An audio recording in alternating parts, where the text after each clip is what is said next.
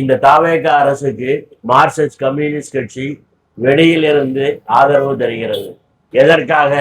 பாஜக செல்வாக்கு, பாஜகவினுடைய அதிகாரம் தமிழகத்திலே உருவாகிவிடக் கூடாது என்பதை தடுப்பதற்காக தாவேக அரசுக்கு மார்க்சிஸ்ட் கம்யூனிஸ்ட் கட்சி இந்த ஆதரவை தருகிறது. ஆனால் தாவேக அரசு இடதுசாரி கட்சிகளிடம், மதசார்பற்ற கட்சிகளிடம் கொடுத்த வாக்குறுதியை நிறைவேற்றுகிறதா என்ற மிக முக்கியமான கேள்வி இப்பொழுது எழுந்திருக்கிறது. காரணம், சமீப காலமாக நடைபெற்று வரக்கூடிய சில நடவடிக்கைகள். குறிப்பாக சொல்ல போனால் இங்கே நிறைய தோழர்கள் பேசியிருக்கிறார்கள். அதாவது உயர்கல்வித்துறை ஆணையர் எல்லா பல்கலைக்கழகங்களுக்கும், எல்லா டீம்டு யூனிவர்சிட்டி என்று சொல்லக்கூடிய நிறுவனங்களுக்கும் ஒரு சுற்றறிக்கை அனுப்பி இருக்கின்றார். அந்த சுற்றறிக்கை என்பது கல்லூரி வளாகத்திலே பயிலக்கூடிய மாணவர்கள் போராட்டங்களிலே ஈடுபடக்கூடாது, ஆனால் அப்படி போராட்டங்கள் நடப்பதாகவும் அதிலே இடதுசாரி இயக்கங்கள் பெருமளவுக்கு பங்கு வகிப்பதாகவும் தகவல் தெரிகிறது. எனவே அப்படி அந்த போராட்டத்தை ஏற்பாடு செய்த இடதுசாரி கட்சிகள், இடதுசாரி இயக்கங்கள் எவை, அதனுடைய உறுப்பினர்கள் போன்ற விவரங்களை எடுத்து உரிய முறையிலே அவர்கள் மீது நடவடிக்கையும் மேற்கொண்டு அந்த நடவடிக்கையை உடனடியாக எங்களுக்கு தெரிவிக்க வேண்டும் என்று அந்த சுற்றறிக்கை சொல்கிறது. இந்த சுற்றறிக்கை தானாக வெளிவரவில்லை. தமிழக அரசினுடைய தலைமைச் செயலாளர் ஒரு ஆய்வு கூட்டம் நடத்துகிறார். அந்த ஆய்வு கூட்டத்தில் பல்வேறு அம்சங்கள் விவாதிக்கப்படுகின்றன.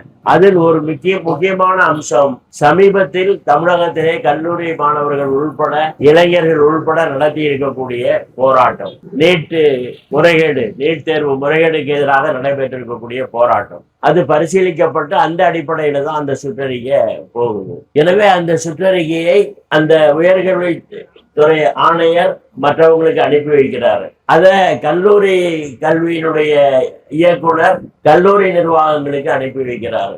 தலைமை தாலுகா அளவுல செயல்படக்கூடிய தாசில்தார்களுக்கும் அதனுடைய நகல் மாவட்ட ஆட்சித்தலைவருக்கும் எல்லாம் அனுப்பப்படுது. இப்ப குஜிலியம்பாறை தாசில்தாரு எடுத்த நடவடிக்கை, இப்ப அதை கண்டிச்சு நாம இன்னைக்கு முழங்கி இருக்கோம். அவர் மீது நடவடிக்கை எடுத்ததாகவும் தமிழக அரசு சொல்லுது. ஆனா அந்த தாசில்தார் மட்டும் குற்றவாளி இல்லை என்பது நான் சொல்ல விரும்புறேன். தாசில்தார் ஒரு அம்பு தான், கட்டாயமாக அந்த அம்பை ஒடிச்சு போட வேண்டியதுதான், அவர் மேல நடவடிக்கை தேவைதான். ஆனால் அந்த அம்பை எய்தவர்கள் யார்? அதுல தலைமைச் செயலாளருக்கு பங்கு இருக்கிறதே. வாலிபர்கள் உள்பட பெண்கள், இளைஞர்கள், தொழிற்சங்க இயக்கம், விவசாய இயக்கம் எல்லாருக்குமே ஜனநாயக உரிமையை உத்தரவாதப்படுத்துகிறது. அப்படி உத்தரவாதப்படுத்தும் போது தலைமைச் செயலாளர் அந்த ஜனநாயக உரிமையை மறுத்து உத்தரவு போடுறதுக்கு என்ன அதிகாரம் இருக்கு என்ற கேள்வி எழுகிறது. எனவே இதை அனுமதிக்க முடியாதுங்கிறது தான் உண்மையான நிலைமை. இது வெறும் தாசில்தாருக்கு எதிரான போராட்டம் மட்டுமல்ல, உத்தரவு போட்ட தலைமைச் செயலாளர் ஏன் போட்டாரு? இன்னொன்னு இருக்கு, தலைமைச் செயலாளர் தனித்து செயல்பட முடியுமா? அவர் அரசாங்கத்தினுடைய தலைமைச் செயலாளர். அப்ப தாவேக அரசாங்கத்தினுடைய பங்கு என்ன இதுல? தமிழக முதலமைச்சருக்கு இது தெரியாதா? தமிழக கல்வி அமைச்சருக்கு இதை பற்றிய விவரங்கள் எல்லாம் தெரியாதா? இந்த மங்குடிகள் மாதிரி பேசுறாங்க அந்த மந்திரி. இந்த சட்டமன்றத்துல அந்த மந்திரி சொல்றாரு, செங்கோட்டையன், அவர் அந்த வாச்சாத்தியிலேயே அவர் சொல்லாத பொய்யே கிடையாது. இப்ப சட்டமன்றத்தை என்ன சொல்றாரு? தவறுதலான சில வார்த்தைகளை தாசில்தார் சுற்றறிக்கையில சேர்த்துட்டாரு, எனவே அவரை பணியிலிருந்து விடுவிச்சிட்டோம், அந்த ஆய்வு பணியிலிருந்து அவர் மீது நடவடிக்கை எடுக்கப்படுகிறதுன்னு டக்குன்னு உட்கார்ந்துக்கிட்டாரு. இந்த செங்கோட்டையனுடைய இந்த பொய்யான வாதத்தை மார்க்சிஸ்ட் கட்சி ஏற்றுக்கொள்ளவில்லை. அப்ப செங்கோட்டையனுக்கு தெரிஞ்சிருக்கு, உயர்கல்வித்துறை அமைச்சர் விஸ்வநாதன் அவருக்கு தெரிஞ்சிருக்கு, தலைமைச் செயலாளருக்கு தெரிஞ்சிருக்கு, இவங்களுக்கெல்லாம் தெரிஞ்சிருந்தா முதலமைச்சருக்கு தெரியாம இருக்காது. அப்போ மாணவர்களுடைய, இளைஞர்களுடைய ஜனநாயக உரிமைகளை பறிப்பதற்கான ஒரு ஏற்பாடு மார்க்சிஸ்ட் கம்யூனிஸ்ட் கட்சி வேடிக்கை பார்க்குமான்னு நான் கேட்கிறேன். டெல்லியில மாணவர்கள், இளைஞர்களுடைய மிகப்பெரிய எழுச்சி, வரலாறு காணாத எழுச்சி, நீட் தேர்வு முறைகேட்டுக்கு எதிராக லட்சக்கணக்கானவங்க நகரவே இல்லை. அந்த ஜந்தர் மந்தர், அந்த மைதானம், அது எப்ப பார்த்தாலும் நிரம்பி வழியுது. டெல்லி மாநகரத்திலே பெரும் பாதிப்பை ஏற்படுத்துகிறது. காவல்துறையினுடைய நடவடிக்கை எடுப்படல. மோடி எவ்வளவோ முயற்சி பண்ணி பார்த்தாரு, நடக்கல. கடைசியில டெல்லியில சட்டம் ஒழுங்கு பிரச்சனை உருவாகி விட்டது. பிரச்சனைக்கு என்ன தீர்வு? அந்த காக்ரோச் ஜனதா பார்ட்டி தெளிவாக சொன்னது என்னன்னா, ஒரே ஒரு தீர்வு தான், அந்த கல்வி மந்திரி ராஜினாமா செய்ய வேண்டும், அது அல்லாம பிரச்சனை தீராதுன்னு. எல்லா விதமான அடக்குமுறைகளையும் மேற்கொண்டு அதுல தோல்வி அடைந்த மோடி வரலாற்றில் முதல் தடவையாக அந்த இளைஞர்களுடைய மாணவர்களுடைய போராட்டத்திற்கு சரணாகதி அடைந்து அந்த மந்திரியை பதவியிலிருந்து நீக்குவதற்கான ஏற்பாடை செய்ய வேண்டிய கட்டாயம் ஏற்பட்டது. ராஜினாமா பண்ணிட்டார். இது இளைஞர்கள் மாணவர்கள் போராட்டத்தை கிடைத்த வெற்றி. அது மட்டுமல்ல, நீட் தேர்வை நேர்மையான முறையிலே நடத்துவதற்கான முறையில அரசுக்கு கொடுத்த ஒரு எச்சரிக்கை. தமிழ்நாட்டில் நம்ம நீட் தேர்வை ஏத்துக்கிறது இல்லை, விதிவிலக்கு வேணும்னு கேட்கிறோம். அப்படி போராடுவதற்கு நமக்கு உரிமை இருக்கிறது. ஆனால் அந்த உரிமையை இப்பொழுது பறிப்பதற்கான முறையில தலைமைச் செயலாளர் உத்தரவு போட்டிருக்காருன்னு சொன்னா அதுல முதலமைச்சருக்கு எந்த பங்கும் இல்லை என்பதை ஏற்றுக்கொள்ள முடியுமாங்கிற ஒரு கேள்வி வருது. நிச்சயமாக இந்த கேள்வியை வலுவாக மார்க்சிஸ்ட் கட்சி தன்னுடைய அறிக்கையில எழுப்பி இருக்கிறது. ஆனா அர்ஜுனன் சொன்னது போல மௌனமா இருக்காரு. எத்தனை நாள் மௌனமா இருப்பீங்க? விஜய்க்கு சொல்ல விரும்புறோம், இடதுசாரி இயக்கங்கள் எழுப்பக்கூடிய நியாயமான கேள்விக்கு உங்கள் பதில் மௌனம் தான் என்றால் அந்த மௌனத்தை உடைப்பதற்கு எங்கள் கையிலே உள்ள ஆயுதம் மகத்தான போராட்டம் என்பதை நான் சொல்ல விரும்புறேன். அப்படிலாம் அனுமதிக்க முடியாது.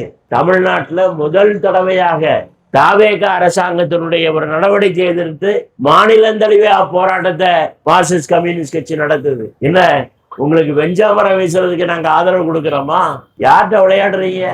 அதே மாதிரி காவல்துறை, அது என்னையா கையில தடி கொடுத்தா கொஞ்சம் கட்டுப்பாடா இருன்னு அதுக்கு அர்த்தம். தடி கொடுத்தா அது அடிக்கிறதுக்கா? கிடைச்சவனையெல்லாம் அடிக்கிறான், சித்திரவதை பண்றான். அப்படித்தான் திமுக அரசு பண்ணான். எந்த போராட்டத்தையும் ஒழுங்கா நடத்த விடுவதில்லை. அங்க சாம்சங் தொழிலாளிகள் போராடிய போது மிக கொடூரமான அடக்குமுறை. முன்னணி தொழிலாளிகளை கைது செய்து காவல் நிலையத்துல சித்திரவதை. மாற்றுத்திறனாளிகள் போராடினா அந்த போராட்டத்தின் மீது கடுமையான தாக்குதல். அதனுடைய பொதுச் செயலாளர் ஜான்சி ராணி, அவங்க மாற்றுத்திறனாளி, அவங்க அப்படியே தூக்கி உயரமா தூக்கி பொத்துன்னு கீழே போட்டான். எவ்வளவு அயோக்கியத்தனம்! மார்க்சிஸ்ட் கம்யூனிஸ்ட் கட்சி வன்மையாக கண்டித்தது. ஆனா பாஜக வந்துடக்கூடாதுங்கிறதுக்காக நாங்க திமுக அரசாங்கத்தின் நடவடிக்கையிலேயே கண்டிச்சு அந்த திமுகவுக்கு ஒத்துழைப்பு கொடுத்துக்கிட்டே இருந்தோம். நாங்க பாஜகவுக்கு எதிராக திமுகவுக்கு ஒத்துழைப்பு கொடுக்கலாம், ஆனா மக்களுக்கு இதெல்லாம் தெரியுமா? மொத்தமா கணக்கு தீர்த்துட்டானுங்க. திமுக ஆட்சியில இருந்து தூக்கி வீசிட்டானுங்க. யோசிக்கையா திமுக காரன், யோசி எதுக்காக இது நடந்தது? காவல்துறை கொள்கை, ஜனநாயகத்துக்கு புறம்பாக செயல்பட்ட காவல்துறை, அத்துமீறி சாதாரண மக்களை, போராடிய மக்களை தாக்கிய காவல்துறை, அது மட்டுமல்ல நீ கடைபிடிக்கக்கூடிய பொருளாதார கொள்கை, ஊழல். அப்ப இதெல்லாம் திமுக பரிசீலிக்க தயாரா இல்லை. இப்ப அதுல தலைவர் ஒருத்தர் சொல்றாரு, எவ்வளவோ செஞ்சோம் இந்த ஜனங்களுக்கு, நன்றி இல்லாம போயிட்டானுங்க, இவனுக்கு நல்ல சாமம் வராதுன்னு சொல்றாரு, சாமம் விடுறாரு. இப்படி ஆளு. நான் ஏன் சொல்றேன்னா, விஜய் அவர்களே, தாவேகா தலைவர்களே, திமுக அரசுக்கு ஏற்பட்ட கதி உங்களுக்கு உள்ள ஒரு பாடம் என்பதை நான் சுட்டிக்காட்ட விரும்புறேன். அதே பாதையில தான் போவீங்களா? உங்களுடைய காவல்துறை அதே பாதையில தான் போகுமா? நீங்க என்ன மாற்று அரசு? நான் கேட்கிறேன். திமுக அரசாங்கத்தினுடைய போலீஸ் கொள்கையை தான் கடைபிடிப்பீங்கன்னா நீங்க என்ன திமுகவுக்கு மாற்று? திமுக கடைபிடிச்ச பொருளாதார கொள்கை, தனியார்மய கொள்கை, கல்வி வளாகங்களை வணிகமாக்கக்கூடிய கொள்கை, அதுதான் உங்க கொள்கை. என்ன நீங்க என்ன மாற்று அரசு? கல்லூரி மாணவர்கள் வளாகங்களுக்குள்ளே ஜனநாயக பூர்வமாக செயல்படுவதற்கு உரிமை உண்டு. கல்லூரி வளாகங்கள், கல்வி நிலையங்கள் வணிக கூடங்களாக மாறிவிட்டதா இல்லையா? தனியார் கையிலே லட்சக்கணக்கிலே கொள்ளையடிக்கிறார்கள். கல்லூரியில சேர்றதுக்கு ஒரு பீஸாம், அதுக்கு மேல மொத்தமா ஒருத்தவங்க 10 லட்சம் 15 லட்சம் பொறியியல் கல்லூரியில, மெடிக்கல் காலேஜ்ல வாங்குறானுங்களே, அதெல்லாம் தடுக்க வேண்டாமா? அதெல்லாம் மாணவர்கள் வேடிக்கை பார்ப்பார்களா? இடதுசாரி இயக்கங்கள் வேடிக்கை பார்க்குமா? நிச்சயமா வேடிக்கை பார்க்காது. அதற்கு எதிராக உறுதியான போராட்டங்களை நடத்துவோம்.